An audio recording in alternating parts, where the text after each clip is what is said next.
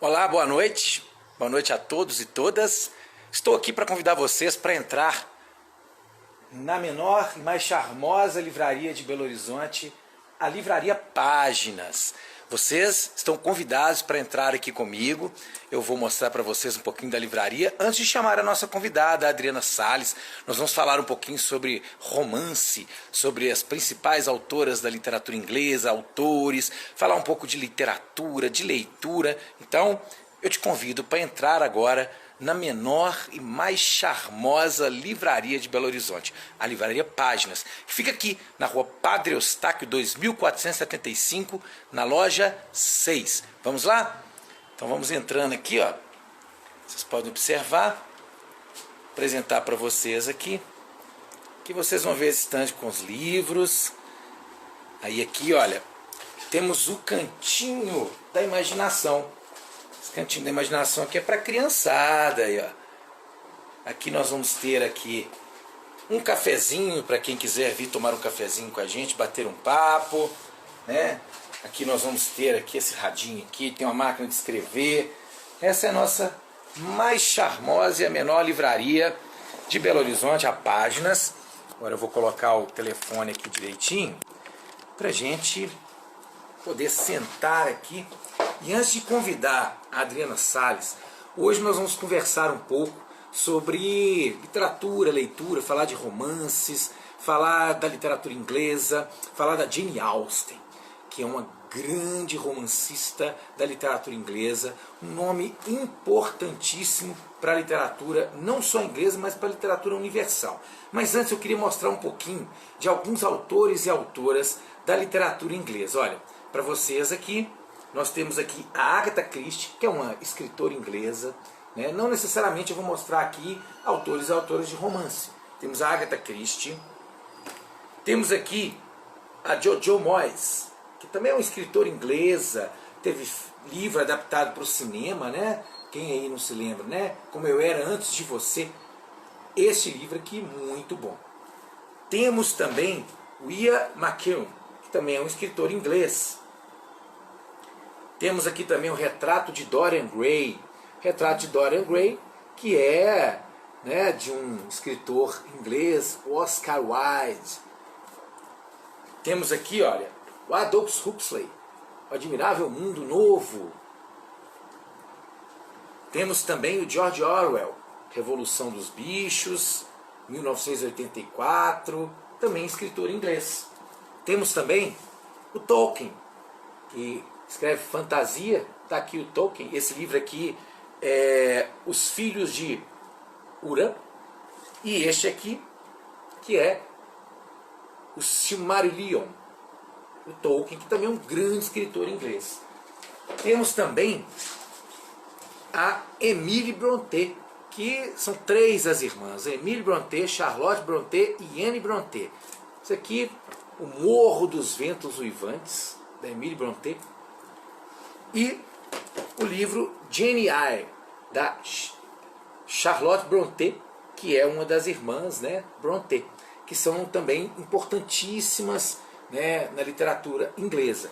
Eu não vou ter aqui o livro da Jane Austen para mostrar, porque os livros da Jane Austen que eu tinha aqui eu vendi, né, mas eu quero agradecer aquelas pessoas que já entraram aqui. Raquel, né, Histórias das Bordadeiras, Rose, obrigado por estarem aqui, ó. Vou acenar para vocês aí.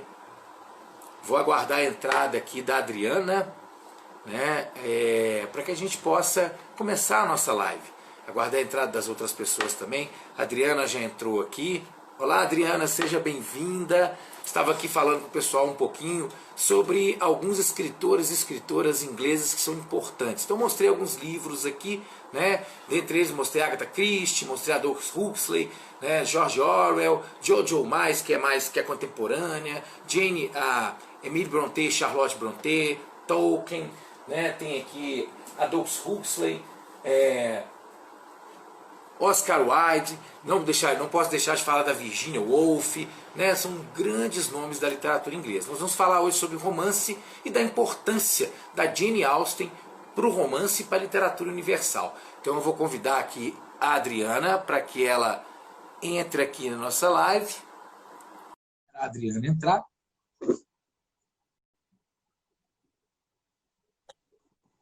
Oi, Adriana. Olá, Paulo, tudo bem? Prazer Tudo estar com ótimo? vocês essa noite. Muito obrigada pelo convite. Agradeço também a Leida Reis pelo convite, que tenho certeza que ela intermediou esse nosso encontro, né?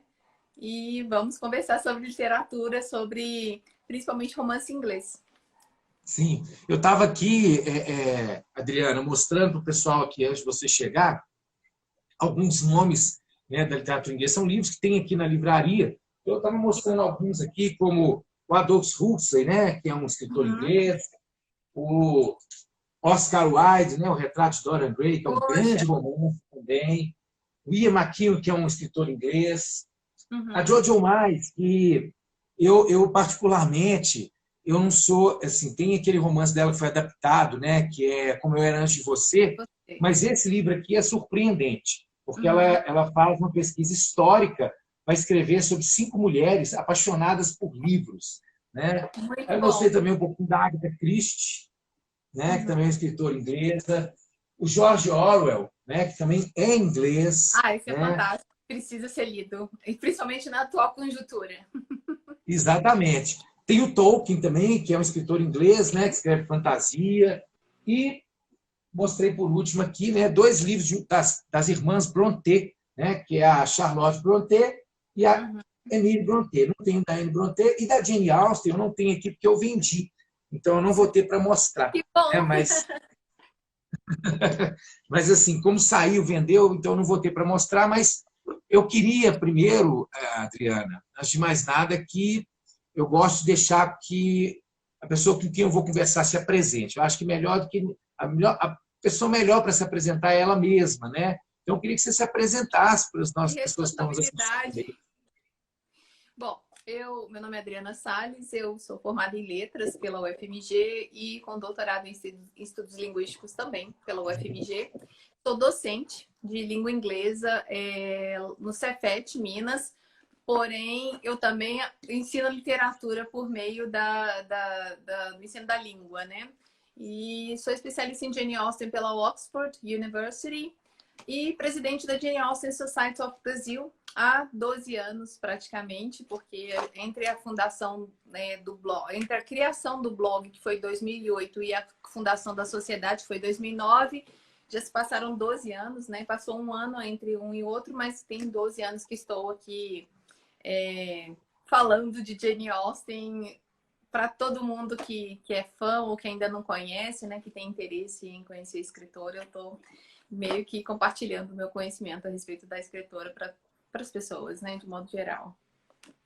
Como você falou da Jane Austen, eu quero fazer uma primeira pergunta para você. Tem uma francesa que escreveu uma biografia da Jane Austen, e tem uma frase dela que eu acho bem marcante, assim, que ela diz assim: Shakespeare está para o teatro, assim como Jane Austen está para o romance. Uhum. É mais ou menos isso. A frase, eu não me lembro exatamente como é a frase, mas é nesse sentido. Né? Uhum. E aí, emendando nisso, os livros são janelas para o mundo, né? Abrem janelas para o mundo. E Uhum. aí, pegando carona na frase dessa escritora francesa, que é Catherine, o sobrenome dela eu não me lembro. É Catherine alguma coisa, o sobrenome eu não me lembro, mas ela escreveu uma biografia sobre a Jane Austen e pegando essa ideia dos livros como janela para o mundo, né? Qual é a janela que a Jane Austen abre para quem lê? Qual é a janela, para qual mundo, que janela é essa que a Jane Austen abre para a gente? Então, antes da Jane Austen começar a escrever, já existia o que a gente considera hoje como romance inglês, né? Ela não inaugurou esse gênero. Porém, a Jane Austen, ela, sem aquela intenção de ser popstar, a popstar que ela é hoje, né? Em vários gêneros e mídias, inclusive, a Jane Austen, ela inovou pela escrita dela, né? A Jane Austen, ela modificou um pouco até aquele momento, apesar de existirem romances, como a gente entende, por meio de narrativas, existiam muitos romances escritos por meio de cartas, de epístolas, sabe? E aí ela começou escrevendo assim, de forma epistolar, porém ela resolveu modificar e na publicação dos primeiros livros já se tornou um grande sucesso, como foi com Razão e Sensibilidade, né, em 1811, depois em 1813, O Orgulho e Preconceito, que é o livro mais famoso da Jane Austen e possivelmente o mais adaptado para cinema e para televisão. Então a gente tem essa grande dama aí da literatura inglesa que anda de braços dados com Shakespeare, muito provavelmente, sabe? A Jane Austen é a única mulher da plebeia, digamos assim, a estampar a nota de libras lá na Inglaterra. Atualmente ela está na nota de 10 libras inglesa. E é uma honra, né, a gente poder falar de uma pessoa que inovou o romance e ela inovou de uma maneira que a gente pensa assim, então é fantástico, o texto dela é maravilhoso, mas há quem discorde disso, quem não acredite, que não goste muito do estilo da Jane Austen. E uma coisa interessante é que essa palavra romance, ao ser traduzida de romance para romance em português, ela perde muito a questão de abrangência, de atingir outros públicos, porque aqui no Brasil, romance é tido como literatura para mulheres. E aí, nas escolas não é ensinado isso, né, de forma mais contundente para explicar que o Código da Vinci, por exemplo, aqueles livros lá do Dan Brown, ele é um romance investigativo ou algo do gênero, assim como Sherlock Holmes também. Mas aí existe essa distinção e tem a questão também de associarem muito Jane Austen ao romantismo. Só que ela pertence à fase realista, né? Ela não é romântica como as irmãs Brontë, por exemplo. E eu acho que aqui no Brasil, pelo menos, a gente cai nesse erro de considerar uma literatura inferior, porque ela é escrita por mulheres. E a gente também tem que levar em consideração que na época que Jane Austen começou a escrever, ela só podia falar de coisas que ela vivenciava. Ela não podia falar de parlamento, de viagens marítimas, porque ela não foi nenhum tipo, né? Ela não pertenceu à Marinha Inglesa, por exemplo, à Marinha Britânica. Então, ela escrevia sobre o privado. Enquanto os homens que já tinham direito, né, conquistados aí de trabalhar, entre outras coisas, eles podiam escrever tratados, eles podiam escrever teses e outros documentos tidos como oficiais. Então, ainda existe, né? Acho que ainda hoje existe muito isso. Senão, a J.K. Rowling, que escreveu Harry Potter, não teria escrito com o nome abreviado aí, né? Para que considerassem ela como um homem. Porque, veja só, uma mulher escrevendo livros, né, que a gente chama de literatura fantástica, como é o caso do Harry Potter, era meio duvidoso. Então, ela optou há pouco tempo, a gente não está falando de século passado, não. Apesar de ter sido no século passado, mas a gente não está falando de coisa de 100 anos, não. Ela teve que usar desse artifício. Jane Austen escreveu os seus 3 primeiros livros com um pseudônimo, aliás, sem nome, de fato. Ela escreveu By a Lady para que ela pudesse ser aceita pela sociedade, mas todo mundo sabia que era uma mulher que estava escrevendo.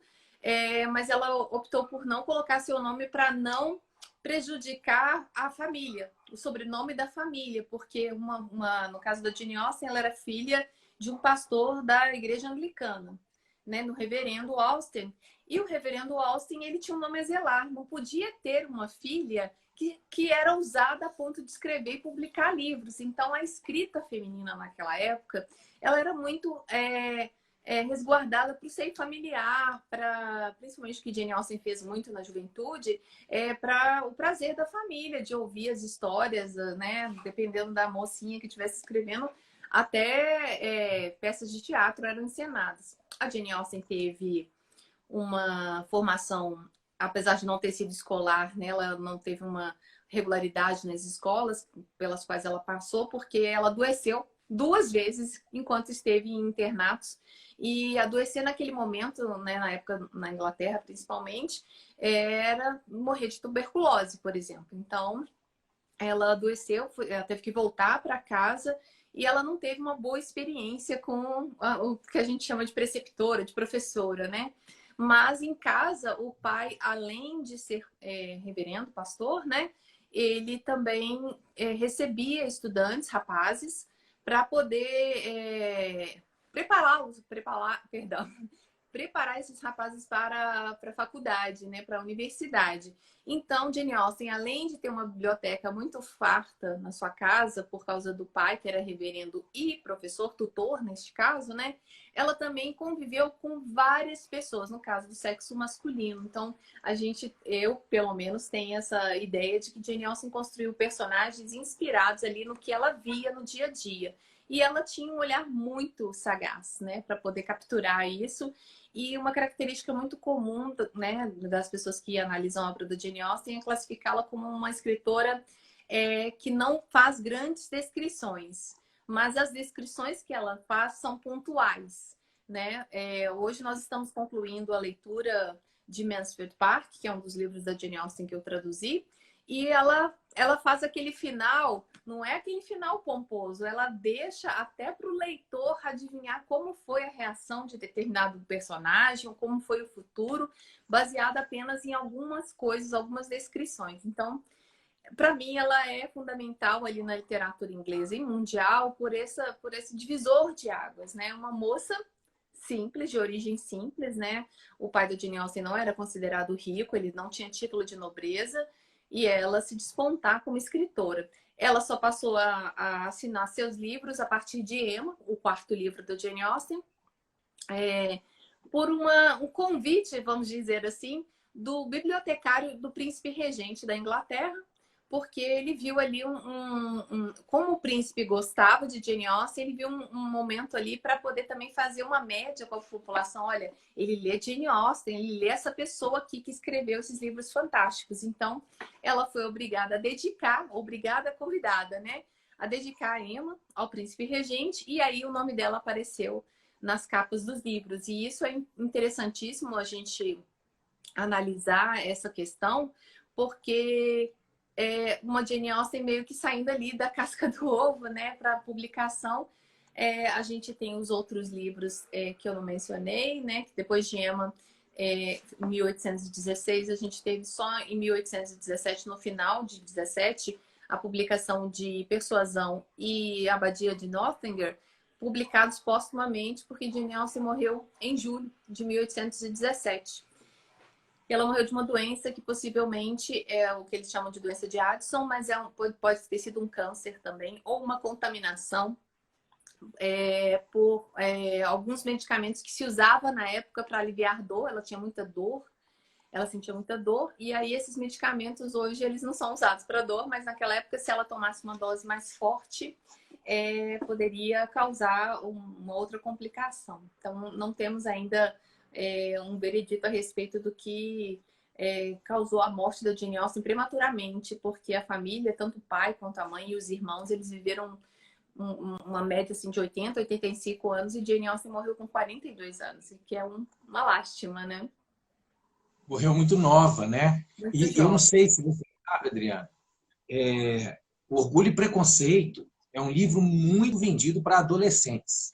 Sim, Muito, muito mesmo. sim. Inclusive, como livreiro, antes de eu trabalhar aqui na Livraria Página, eu trabalhava em outra livraria, e quando as adolescentes, né, chegavam pedindo romance, eu não tenho muito conhecimento dos romances contemporâneos, né? Essas Uhum. autoras que elas leem muito, que é Lucinda Riley, Sim.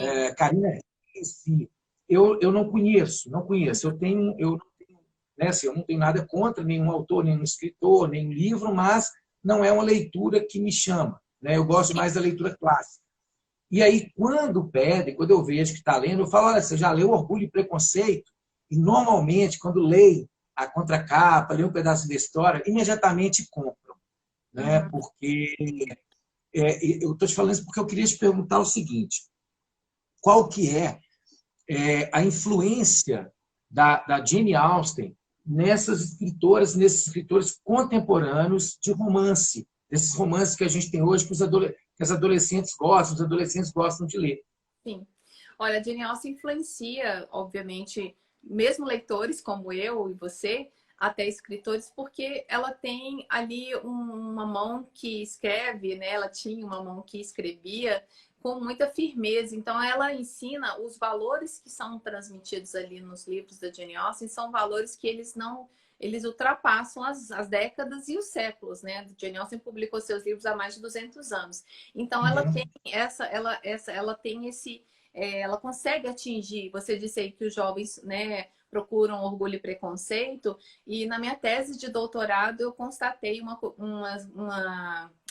né, aliás, eu confirmei uma pesquisa que existe no exterior, mas eu fiz aqui só para o Brasil, de que as pessoas elas são atingidas, ou seja, elas são expostas a Jane Austen, principalmente por causa do filme Orgulho e Preconceito de 2005, que tem 15 anos já, mas ele ainda capta muito, muito o público juvenil, adolescente, porque a gente tem como Elizabeth Bennet a Keira Knightley, que é bastante famosa por Piratas do Caribe, entre tantas outras Uhum. adaptações. Então, as pessoas buscam ali aquele romance que assistem no filme de 2005. Mas a gente também tem uma geração um pouquinho anterior a essa de 2005, né, de jovens que nasceram depois desse filme, que é o pessoal que foi atingido, como no meu caso, pela adaptação de 6 capítulos de Orgulho e Preconceito para a BBC, que é com Colin Firth, que aí realmente a gente chama que é um divisor de águas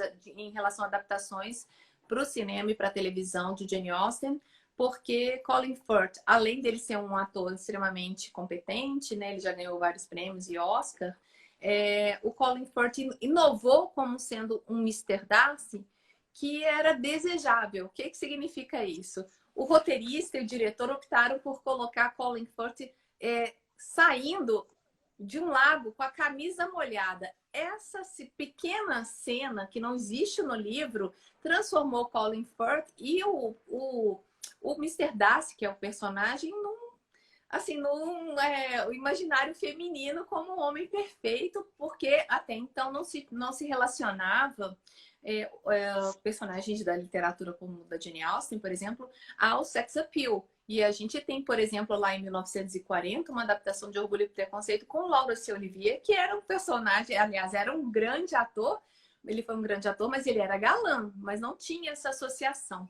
Então, a partir do Colin Firth, optou-se por colocar sempre atores extremamente competentes na Inglaterra, principalmente, né, que é a origem dessas adaptações, mas atores que também tivessem essa conexão com o belo, com a beleza e com o sex appeal. Então, a gente tem lá na adaptação de 2005 o Matthew McFadden, que hoje já não é tão jovenzinho assim, que também desperta muitos suspiros, assim.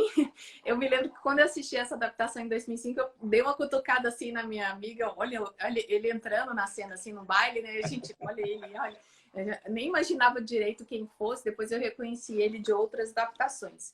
Então, eu acho que o gancho da Jane Austen, aqui no Brasil, com certeza, são as adaptações para o cinema e para a televisão, que puxam primeiro esse público, e depois os livros. Aí as pessoas passam a ler os livros da Jane Austen por causa dos filmes e adaptações. Mas hoje a gente não pode negar, a gente está numa rede social, né, que é o Instagram.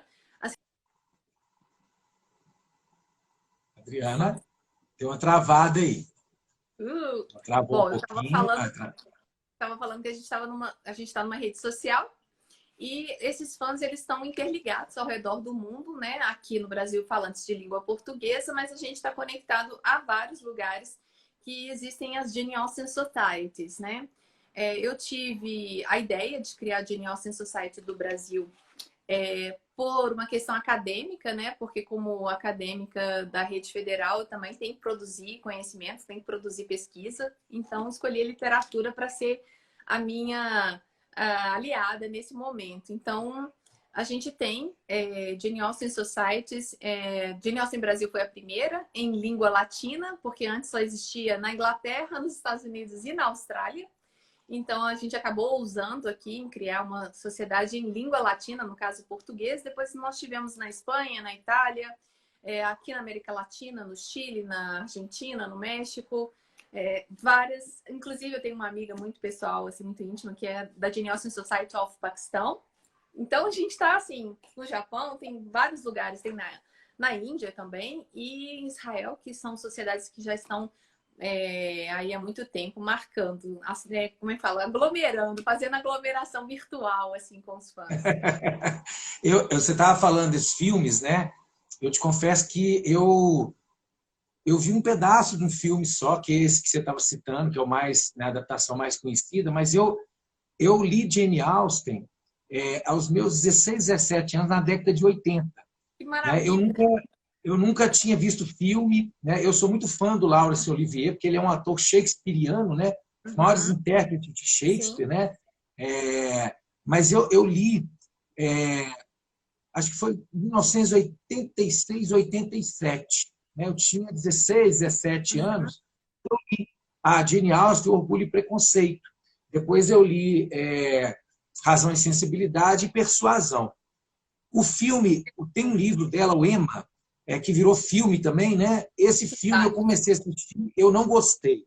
Depois eu fui ler algumas coisas a respeito. Parece que de todos os filmes, dos livros dela foi adaptado, parece que o que a crítica menos gosta é exatamente o Emma, né? Eu não sei muito bem, mas eu não Você gostei do tenha filme. assistido o Emma com a Gwyneth Paltrow, lá em Eu não sei com quem foi, não, mas Bom, enfim. esse Emma tem várias adaptações, inclusive lá na década de 90 tem 2 adaptações. E a gente tem outras adaptações de 2009, tem uma recente de 2020, fora as dos anos 70 de Emma, mas eu não consigo assistir Emma com a Gwyneth Paltrow, me dá uma certa ansiedade para que acabe logo o filme. Então, talvez tenha sido isso. Mas aí eu vou mudar de postura aqui, de posição com você. Queria te fazer uma pergunta. Como que foi ler Jane Austen aos 17 anos, lá nos anos 80, sem influência de filme, né? Porque isso faz diferença. Então, eu tinha 16 para 17. Na verdade, eu li porque, com meus 15 anos de idade, foi quando eu tomei gosto pela leitura de verdade, por causa do meu irmão. Meu irmão não me emprestava os livros, eu pegava roubado e lia. Tanto que o primeiro livro que eu li, que ele não me emprestou, foi o Ken Follett, O Voo da Águia. Depois eu li Kafka, Metamorfose. Aí eu descobri uma locadora de livros em Belo Horizonte. E nessa locadora, eu comecei a ler Hermann Hesse, Carlos Castaneda, Hemingway, Garcia Marques, Vargas Llosa, Clarice Lispector. E aí, depois de um ano que eu estava sócio lá, acho que foi em 86 mesmo, que eu fiquei sócio em 85, em 86 eu vi um livro. Falei assim, olha, aí eu perguntei para a pessoa colocar, falei, que livro é esse? Falei, Orgulho e Preconceito. Falei assim, é bom? Falei, lê aí. Falei, é um livro assim que tem uma pegada mais, com uma linguagem mais rebuscada? Falou, então pode me dar que eu vou ler. Porque como eu comecei a ler, né, com livros assim já com peso maior, inclusive dos autores, dos nomes dos autores, e aí eu li aos 16 anos, e quando eu li Orgulho e Preconceito, de cara eu já saquei assim, a pegada da Jane Austen, uma crítica social. Sim. Ela faz uma crítica social, ela fala de um meio rural, mas ela faz uma crítica à burguesia.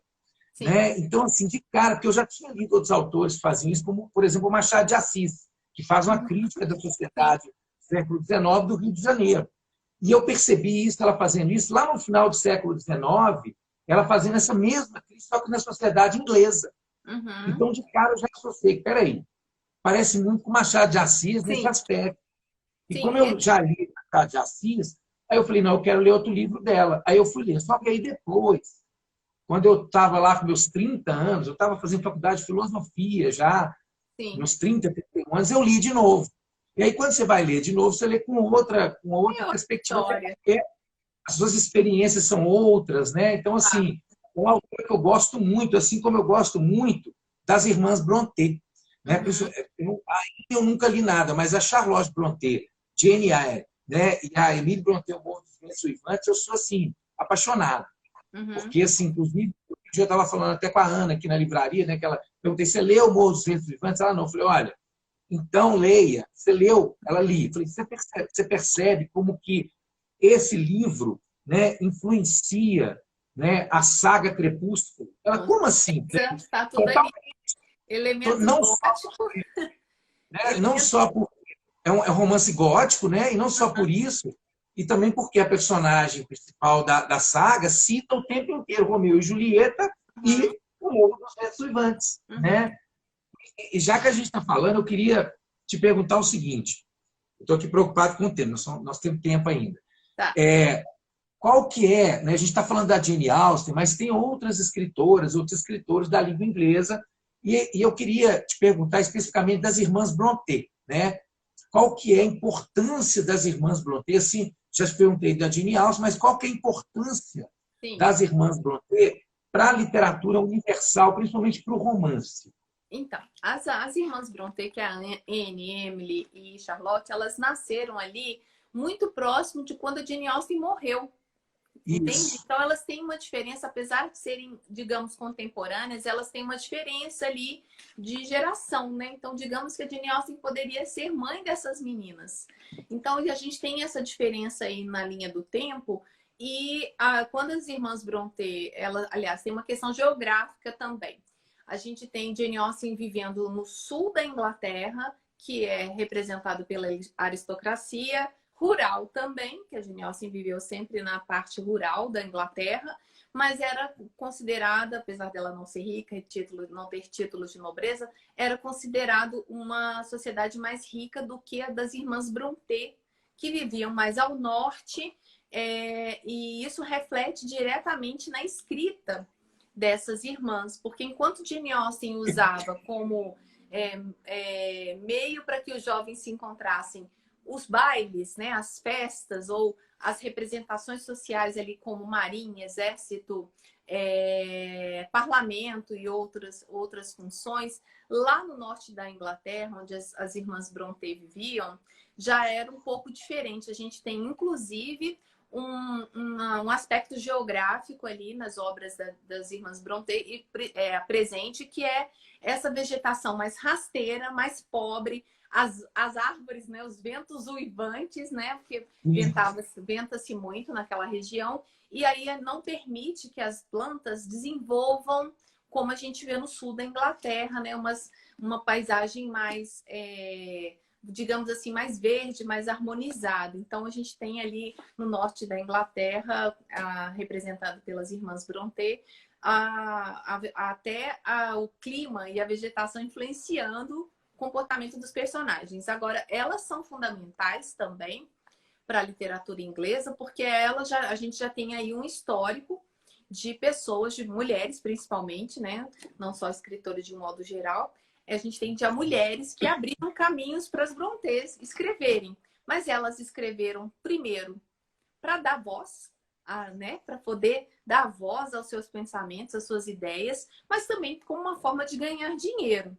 Porém, os primeiros livros que elas publicaram, as três publicaram os 3 primeiros livros, foi com pseudônimos masculinos, ou seja, Sim. foram homens que escreveram. Porém, elas tiveram que A fazer... Mary Shelley passou por isso, né, Adriana? Sim, muita gente passou por isso naquela época, porque para elas serem levadas a sério ou para ter um crédito maior em relação a essa literatura produzida por elas, elas tiveram que adotar nomes masculinos.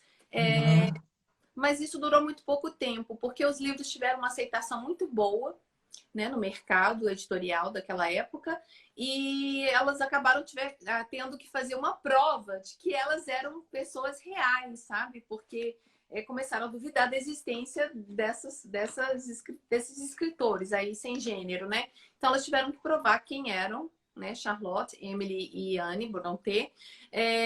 A Charlotte Brontë é a mais famosa, inclusive porque ela viveu mais tempo que as irmãs morreram também. Naquela época era comum, né? Eu disse aí na biografia da Jane Austen de tuberculose.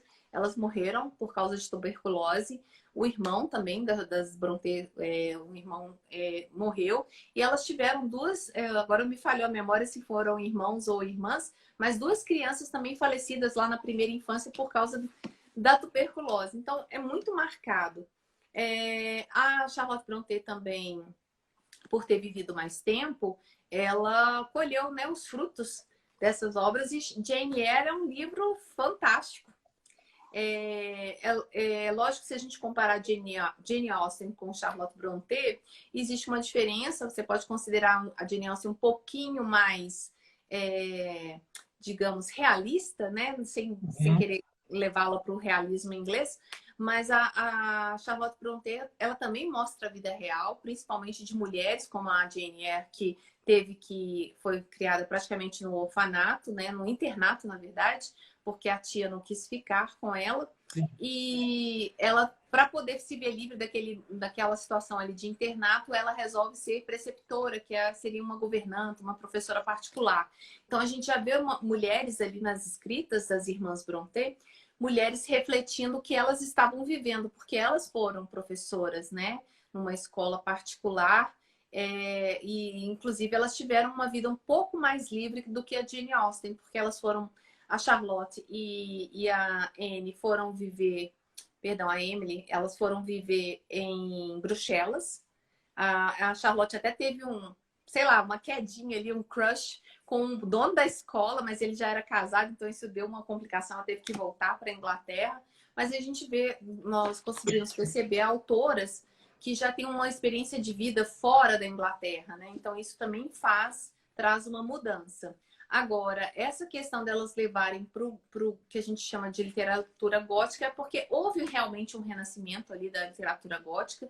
A gente vê isso também na Mary Shelley, com Frankenstein, que é o ápice, né? Um exemplo fantástico de mulher que escreve literatura fantástica. Eu até repeti aí, né? Fantástico que escreve literatura fantástica, mas é um exemplo excepcional de mulher escrevendo literatura fantástica que também não foi levada a sério, né? O livro Frankenstein não foi publicado com o nome dela, foi publicado com o nome do marido, que é o Percy Shelley, depois que teve uma retratação, né? Mas ela era duvidoso de que ela seria a autora desse livro por questão de capacidade intelectual, como é que ela teve essa ideia de escrever esse livro fantástico, de literatura fantástica, né? E sendo mulher, e não conhecendo de anatomia, mas ela tinha ali no hall de amigos um médico. E esse médico, ele frequentava muito a casa, e onde ela estivesse, ela ficou hospedada com o marido, com o Percy Shelley, na casa do Lord Byron, na casa de campo. Então foi aí que eles resolveram, num dia de tédio lá, num dia chuvoso na França, eles resolveram fazer um concurso entre eles de quem seria capaz de escrever o melhor conto, Sim. A melhor história de terror. E ela calhou de ser ela, né? Então, assim, a gente tem vários exemplos, né? A título de curiosidade, eu acho que eu tenho que dizer isso, porque ela não é muito conhecida aqui no Brasil. A mãe da Mary Shelley... A mãe da Mary Shelley... Escutando? Eu sim. Tá. É porque ficou baixinho seu som aqui. Mas pode falar. Tá, espero que na gravação não tenha problema. Bom, a mãe da Mary Shelley... Vou te ouvir, só um minutinho. Tá bom.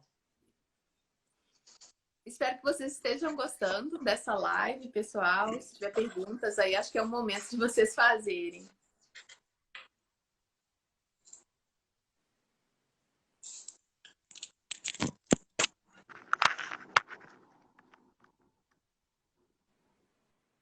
Oi, tá me escutando? Sim, estou te escutando bem. Agora eu estou escutando melhor. Você estava falando, né, da Mary Shelley, desse concurso, né? Isso. A mãe da Mary Shelley também é importante de ser mencionada na literatura inglesa, apesar dela não ser tão conhecida aqui no Brasil. Ela se chamava Mary Wollstonecraft.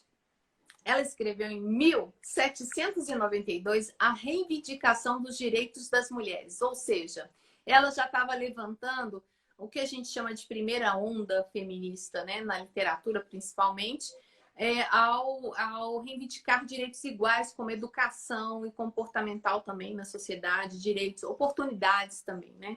Então a gente tem assim várias autoras que contribuíram para que essas mulheres, como Jane Austen e as Brontë, elas fossem ouvidas por meio das suas histórias, né? Adriana, diga. Desculpa te interromper. Quais são para você hoje as grandes escritoras da língua inglesa contemporânea? Então, eu acredito que pela importância, principalmente de propagação desses escritos, né, da literatura, de ter chegado a vários países e esses filmes terem sido adaptados ao longo desses anos todos. A J.K. Rowling é uma escritora que merece receber todos os elogios, porque a gente também não consegue publicar livros facilmente. Aqui no Brasil isso é muito comum, mas Sim. na Inglaterra também, para você ser ouvido, você também tem que ter, além de talento, você tem que ter os contatos corretos, né? As pessoas certas para você publicar. Eu acredito que esse cânone de escritoras inglesas modernas, ele está sendo construído ao longo dos anos, né? Você falou aí da Virginia Woolf, e Virginia Sim. Woolf, ela também entra nesse cânone, para mim, na minha opinião, de escritoras inglesas de grande... Tocou aqui. Nem sei quantas horas são, mas tocou um alarme. Não, pode ficar tranquila que eu estou de olho, viu? Tá bom. Pode ficar E tranquila. tem escritoras de grande renome, mas eu acredito assim que por eu estar centrada principalmente na literatura inglesa do século XIX, principalmente, né, de produzir, inclusive estamos aí já fazendo uma propaganda no nosso site janeaustenbrasil.com.br. Na segunda quinzena de outubro vamos publicar mais uma edição da revista Liter Austen e no final do mês de outubro mais uma segunda edição de tantos artigos que recebemos sobre a Jane Austen. Aí a partir do ano que vem vamos receber artigos também de escritoras de língua inglesa, independentemente, ou né, brasileiro também, pode ser, língua portuguesa, mas independentemente a gente está abrindo espaço para dar voz para outras escritoras além da Jane Austen. Então, sim, tem muito pano para manga. Eu tenho um amigo que me pergunta, mas você não cansa de falar de Jane Austen? Mas tem assunto para falar de Jane Austen em 12 Tem anos? muito. Tem assunto que não acaba. E se você pega apenas uma temática, por exemplo, digamos assim, casamento, ou crianças, ou só pastor, economia, administração do lar, religião, a gente consegue desenvolver isso ao longo de anos. Não é uma Sim, pesquisa que sim, se acaba, que se encerra. sim. Então, a Jane Austen, assim como outras escritoras que a gente pode lançar um olhar mais aprofundado, elas se tornam universais por causa dessas temáticas. A elas, principalmente do século XIX, estava restrito apenas falar de coisas particulares, de assuntos particulares, ou seja, da família, da sociedade na qual elas estavam inseridas. Enquanto os homens podiam falar do público, né? Eles podiam falar de leis, de tratados e decidir a vida das pessoas de modo geral.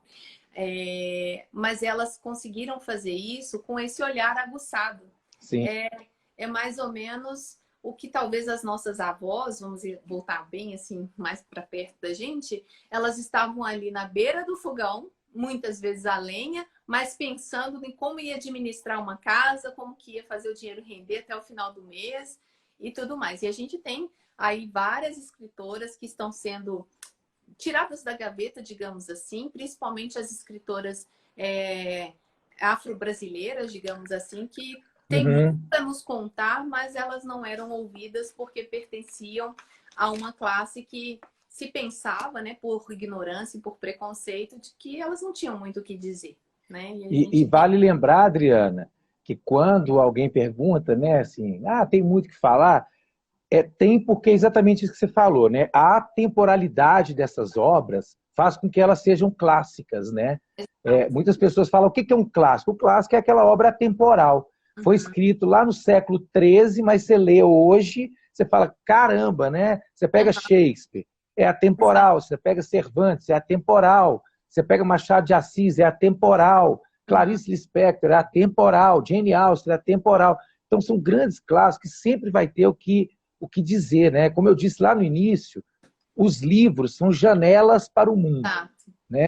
Então, por exemplo, tem um exemplo, eu ouvi isso do Agualusa, que é um escritor português, e ele dá um exemplo dizendo, por exemplo, Jorge Amado. Jorge Amado abre uma janela para a Bahia. Né?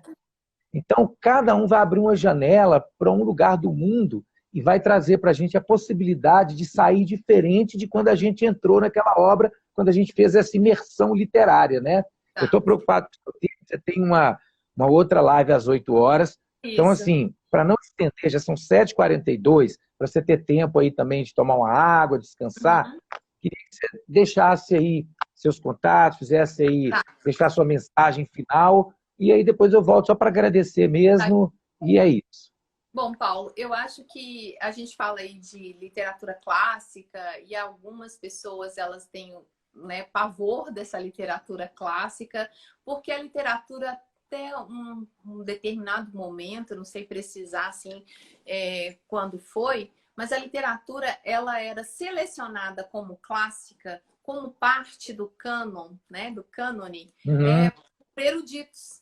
Então, a literatura estava muito distante do público, do povão, vamos falar assim, né? Aí, quando a literatura caiu no gosto popular, e agora, principalmente na nossa geração, são os leitores que dominam os espaços, né? A gente tem inúmeras editoras com perfis no Instagram fazendo lives, mas a gente tem muito mais leitores fazendo lives de maneira informal, não são uhum. representantes né, digamos assim, da academia literária, mas são o que eu falei na minha tese, que é o cânone, ele leva você até a literatura, mas, o cânon, né? Mas é o fandom, que é o domínio de fãs, que te empurra mesmo, porque é a partir desse movimento de fãs que as pessoas começam a despertar curiosidade, interesse por diversos livros, né? E aí a gente vê como que os jovens, principalmente, estão mais conectados que a gente, conseguem se expressar em outras línguas, mesmo com a ajuda né, de equipamentos eletrônicos, para poder trocar essa partilha, né, literária. Bom, você me pediu para falar dos contatos. Nós estamos aqui, esse é o meu perfil pessoal, né? Nós estamos aqui no Instagram como Jane Austen Brasil. Escritoras inglesas também temos esse perfil, porque um grupo de pesquisa com os meus alunos do Cefet. Então, a gente vai começar a publicar muita coisa. No site janeaustenbrasil.com.br, no YouTube Jane Austen Sociedade do Brasil, no Facebook, que ainda é muito utilizado pelo público brasileiro, Jane Austen Society of Brazil, a gente tem também um grupo, né, com mais de 5.000 seguidores ao longo desses anos. Esses são os contatos. E qualquer coisa, né, é só entrar. Acho que a via mais fácil, né, já que a gente está interagindo pelo Instagram, é me procurar aqui no perfil pessoal ou no @Jane Austen Brasil, que é o perfil da Jane Austen Society of Brazil, né? Maravilha. Ô, Adriana, eu quero te agradecer mais uma vez, né, por aceitar o convite, por compartilhar com todos nós aqui, com as pessoas que estão em casa nos assistindo, né, tanto conhecimento, por compartilhar sobre livros, né, que eu acredito que é tão importante, né, falar sobre literatura, sobre livros, né, fazer Sim. essa imersão no mundo literário é muito importante. Eu costumo Uhum. dizer que quando a pessoa entra numa livraria, ela não compra livros, ela adquire sonhos, né? Verdade. Então, os livros são uma possibilidade de adquirir sonhos, é conhecimento, e conhecimento liberta. E quando eu falo liberta, é no sentido de libertar a gente das nossas amarras, das nossas questões, dos nossos paradigmas, dos nossos dogmas, né? Nesse sentido. Então, quero te agradecer por compartilhar com todos nós aqui, né, até esse momento.